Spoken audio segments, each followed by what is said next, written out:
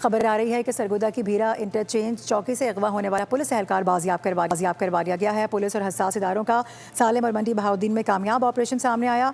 Constable Awais को car सवार मुसल्लह मुल्जिमान की जानब से पुलिस चौकी से अगवा किया गया था।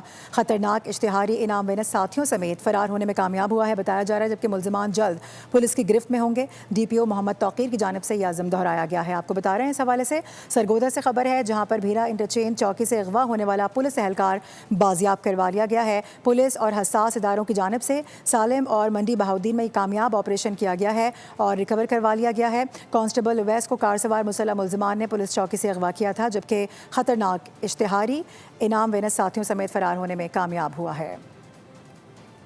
खबर आ रही है कि सरगोदा की भीरा इंटरचेंज चौकी से अगवा होने वाला पुलिस एहलकार बाजियाब करवा लिया गया है। पुलिस और हसास इदारों का सालिम और मंडी बहाउद्दीन में कामयाब ऑपरेशन सामने आया।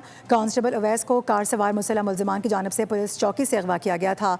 खतरनाक इश्तिहारी इनाम विनर साथियों समेत फरार होने में कामयाब हुआ है बताया जा रहा है, जबकि मुल्जिमान जल्द पुलिस की गिरफ्त में होंगे। DPO मोहम्मद तौकीर की जानब से यह आज़म दोहराया गया है। आपको बता रहे हैं इस हवाले से सरगोदा से खबर है, जहाँ पर भीरा इंटरचेंज चौकी से अगवा होने वाला पुलिस एहलकार बाजियाब करवा लिया गया है। पुलिस और हसास इदारों की जानब से सालिम और मंडी बहाउद्दीन में कामयाब ऑपरेशन किया गया है और रिकवर करवा लिया गया है। कांस्टेबल अवैस को कार सवार मुसल्लह मुल्जिमान ने पुलिस चौकी से अगवा किया था, जबकि खतरनाक इश्तिहारी इनाम विनर साथियों समेत फरार होने में कामयाब हुआ है।